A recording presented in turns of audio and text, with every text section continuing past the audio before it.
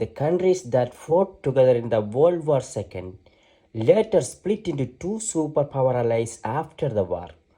What we later saw was a race to prove whether United States or the Soviet Union was more stronger. The first thing that is needed is to eliminate the competition between these superpowers. We all thought the Cold War was almost over with the fall of the Soviet Union. But the Cold War still remains as cold. The Soviet Union collapsed in front of the American strategies and was divided into many countries. But even before that, they had begun to devise another weapon against the United States alliance. That weapon is fully occupied now. That was their biggest trap. The United States and its allies fell completely into that trap. Perhaps if the Soviet Union had not been dismantled, American influence would be completely gone at this stage. That is why Russia was able to attack Ukraine with such a confidence. Despite Ukraine being an ally of the United States and backed by NATO, Vladimir Putin did not think twice about invading Ukraine. After the Second World War and even now, most of the countries in the world are supporters of any one of these two superpowers. The United States will directly and indirectly try to disintegrate the Russian presence in each region. Similarly, Russia will also try to prevent the American interference. It has caused damage to many countries in the world. Ukraine is the most recent example of this. All the people of the countries are suffering because of this. The people of Syria, Iraq and Afghanistan are victims of this. If this continues like this, it will affect many countries. It is because of the rivalry between these two superpowers that terrorist activities have become so powerful. Russia will encourage separatists in the countries where America has influence. They will be helped by providing necessary weapons, etc. Similarly, the United States will operate in the Russian sphere of influence. This will make the separatists stronger. Now, separatists are strong enough to take over even the governments of countries. This will further strengthen the terrorist activities. The people of Europe and America are suffering the consequences the most. Terrorists see Western countries as their main enemy. This is because the separatism is mostly linked with religions. Therefore, the Western world is more cautious. A terrorist attack can happen anytime, anywhere.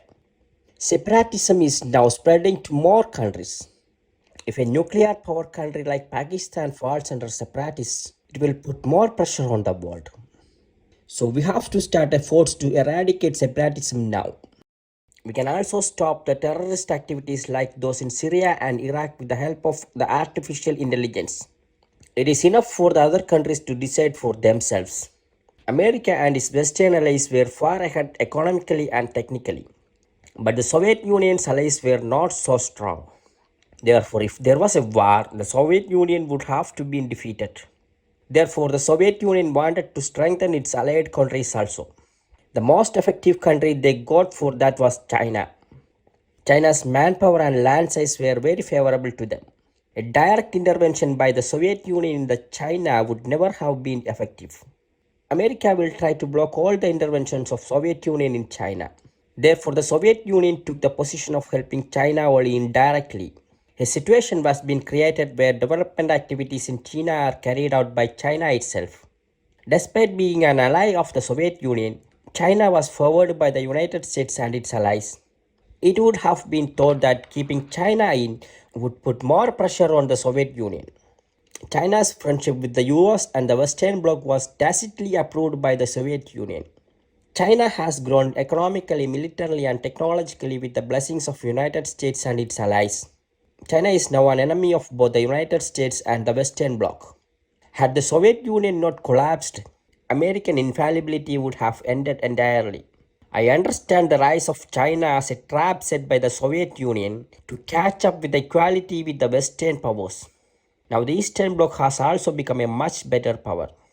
They made themselves the weapon against them and gave it to Russia. That is why the United States is not able to react more strongly against the invasion of Ukraine. But there was something happened that Russia was never expected. It is a natural law to keep the world in balance. So another country in the region emerged technologically and militarily in its own. India is that country. India is also rich in manpower and land area. India has acquired the ability to deter China. But since India is a neutral country, it maintains friendly relations with Russia also. But China is already hostile towards India. Therefore, China cannot interfere more in this area. Otherwise, China would follow the steps of Russia's invasion of Ukraine and would have been about to invade the nearby places. Japan's presence in the region is another important factor.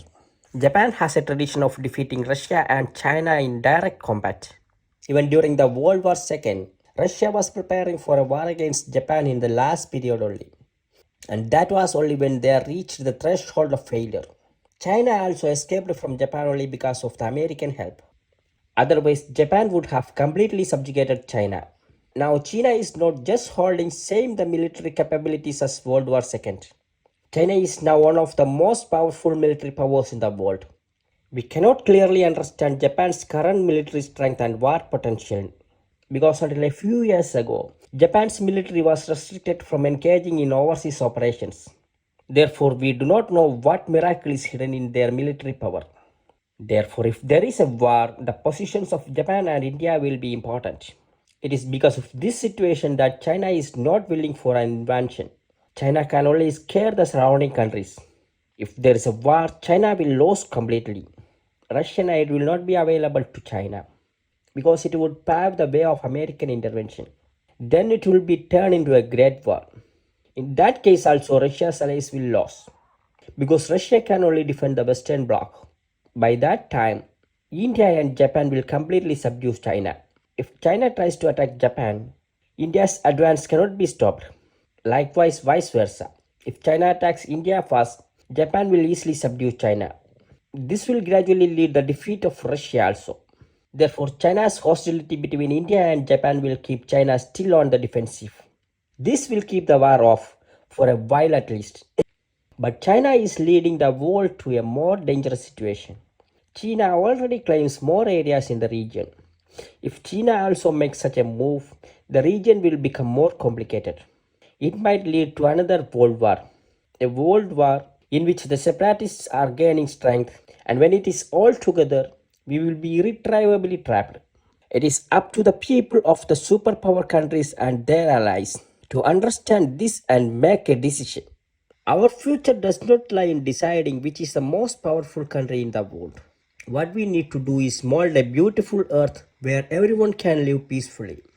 The perception of viewing a particular country as a superpower must be changed. Many countries today are superpowers. The technologies hidden by many countries are unknown to the other countries.